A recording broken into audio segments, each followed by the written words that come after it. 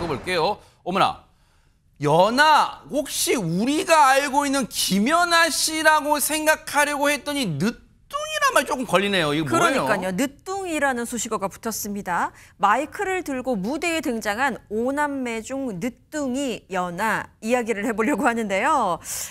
그 김연아라는 이름 앞에 팬들이 이렇게 외칩니다. 무대 체질 김연아, 깜찍공주 김연아 이렇게 외치는 현수막을 들고 있었다는 겁니다. 여기까지는 들으면 뭐 그 피겨스케이팅 김연아 씨라고 해도 왜냐하면 그 무대 체질, 그 그렇죠. 스케이팅 무대 체질도 맞잖아요. 네. 그렇긴 한데 오늘 소개할 김연아는 11살 어린이입니다. 11살 김연아 양입니다. 어머나. 무대에서 노래 한 곡을 뽑았는데요. 11살이면 사실 K-팝 이런 노래 부를까요? 어떤 노래를 부를지 영상으로 확인해 보시죠. 호호. 공주 연아양이 왔습니다. 박수 한번 주세요. 안녕하세요. 이렇게 좋은 날에 초대해 주셔서 감사합니다. 트롯국민공주 김연아 인사드립니다. 반갑습니다.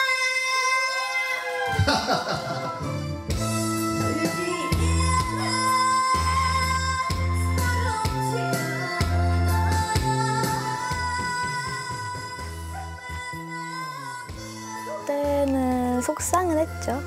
어떤 데는 관객분이 아예 없을 때도 있었고 이제 뭐 호응도 안 해주시고 뭐 그럴 때가 많지만 그런 적이 한두 번이 아니다 보니까 그래도 사람이 많든 적든 항상 열심히 무대에 임하는 것 같아요. 아니 장유민 변호사님 영상 보면서 우리가 다 속상했어요. 진짜 그러니까요. 객석이 휑했어요, 진짜. 아이고. 이 노래 솜씨를 진짜 현장에서 듣고 싶어 하시는 분들도 많으셨을 것 같은데. 네. 근데 그날 관객석이 휑했던 데는 이유가 있었습니다. 왜요? 폭우가 온 날이었대요. 아이고. 그러니까 여기까지 이제 행사장까지 오기가 어려웠던 것 같은데 이제 노래 이제 한 소절 뽑아내는 걸 보면 진짜 너무 잘 부르잖아요. 세상에. 근데 노래 솜씨도 프로급인데 생각도 또 프로급이에요. 이렇게 휑한 무대를 보면 위축되기도 하고 속상하기도 할 법한데 연아 양은 이 무대는 내가 다시는 못 오를 무대일 수도 있다. 그리고 이 순간 내가 지금 서 있는 이 무대 나에게는 너무나 소중하기 때문에 한번 내가 무대에 올라선 이상 끝까지 즐겨보자. 이런 마음가짐으로 무대에 섰다는 거예요. 세상에. 그런 정말 기특하기가 그지없는데 또 이 연아 양에게 붙은 별칭 중에 하나는 효녀 가수라고 합니다. 효녀 트로트 가수라고 하는데요. 5남매 외동딸인데 형제가 상당히 많잖아요. 네. 근데 그것만 특색이 있는 게 아니라 오빠가 위로 3명이 있는데 네. 20살 나이 차이가 난대요. 어머나. 그러니까 늦둥이 중에 늦둥이인 거예요. 네. 그러니까 연아 양이 11살이고 20살 차이가 나니까 오빠들은 다 성인이라고 하고요. 네. 그런데 또 연아 양이 막내가 아닙니다. 지금 보시는 것처럼 너무 귀여운 동생이 막내이 있는데요. 귀엽다. 예, 연아 양이 태어나고 나서요. 이 부모님이 시험관 시술로 보관을 해놓으셨었대요. 그래서 또 다른 생명인 동생이 4년 만에 태어나서 연아 양에게 또 남동생이 있다고 하네요. 세상에. 근데 보세요. 셋째 오빠와의 터울을 보세요. 일단 김연아 양 보세요. 와, 10살 넘어가잖아요. 그러니까 이 어렵게 10년간의 기다림 끝에 보통 옛날엔 그러잖아요. 이게 뚝 아들 낳다 보면 딸 좀 낳자고 이제 또 이렇게 노력하시는 그런 부부가 많은데 엄마 아빠가 막 그러셨던 것 같아요. 10년간의 기다림 끝에 얻은 이 연아 양이니까 얼마나 또 소중하겠어요. 그런데 효녀 가수랍니다. 어떨까요? 한번 보시고 이어가 보도록 하겠습니다. 공주 일어났네. 연아. 연우야, 밥 왔는데 이제 안 놀 거야? 알겠어. 그러면 되자. 누나는 동생을 잘 챙기죠. 근데 이게 12살에 갑자기 하는 게 아니고 동생이 태어나서부터 이렇게 하다 보니까 좀 자연스럽기는 해요. 연하 나이로서의 그 자체의 삶이 없는 것 같다. 그 생각하면 지금 눈물 나. 자기가 좋아서 하는 거기 때문에 행복하다라면 해야지. 그럼 우리가 밀어주고 할 수 있는 건 다 해주는 수밖에 없냐, 부모로서. 딱인데. 맞네. 5,000원. 얘도 5,000원. 18,000원인데 15,000원. 와, 또 깎아주시기까지. 할아버지가 옷 사줘? 아빠인데요. 아빠요? 할아버지가 옷 사줘서 좋겠다 생각했는데. 아빠예요, 아빠.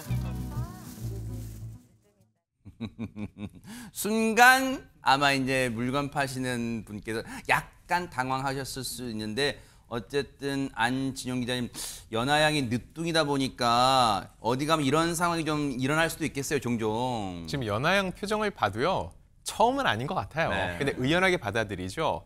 아무래도 아빠가 환갑을 바라보고 있고 연하양과는 50살 가까이 차이 나다 보니까 가끔 이런 오해를 받는다고 하는데 연하양보다도 이 아빠가 더 신경 쓰는 것 같다는 거죠. 왜냐하면 학교에 가끔 학부모가 가야 되는데 주저하게 된다는 거예요. 아빠, 엄마가 너무 나이가 들어 보여서 할아버지, 할머니 같아서 조금은 연하가 신경 쓰지 않을까 한다는데 아이고. 그때마다 연하양이 먼저 얘기를 한답니다. 네. 무슨 소리야? 안 창피해. 그런 게 어딨어? 학교 와. 라고서는 세상에. 항상 얘기를 해준다는 거죠. 어머나. 근데 이것뿐만이 아닙니다.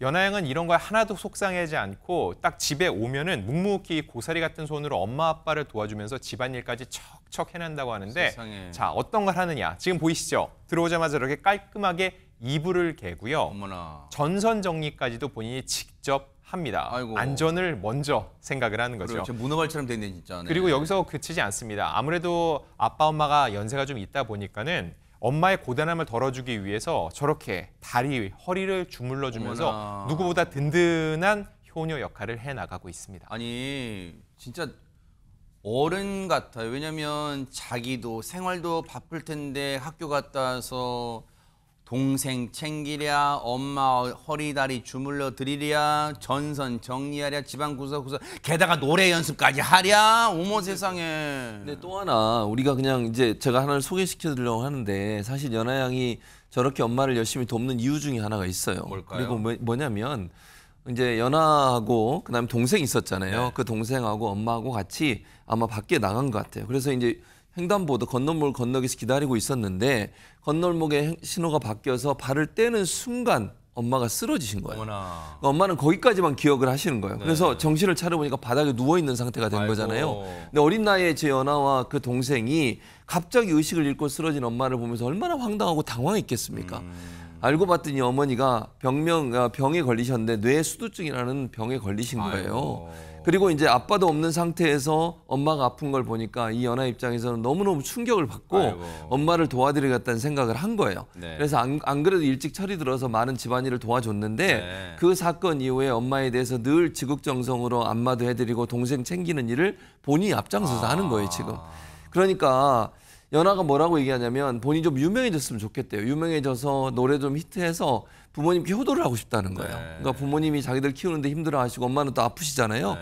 그걸 좀 도와드리고 싶은 마음에 본인이 좀 꼭 노래로 성공했으면 좋겠다는 말을 하고 있는데 네. 그러면서 지금은 성공하지 않았더라도 무대를 즐긴다고 얘기하고요. 연하양의 저렇게 가족을 생각하는 마음, 효심 가득한 마음, 그 마음이 언젠가 반드시 빛을 볼 날이 올 거라고 생각을 합니다. 그러니까요. 지성이면 감천이라고 했어요. 반드시 우리 연하양 진짜 언젠가 진짜 히트곡 그리고 트로트 가수로서 대성공하는 그날이 올 거라고 확신합니다. 멀리서나마 우리 뉴스파이터가 진심으로 우리 연하양 응원해 보도록 하겠습니다. 멋집니다.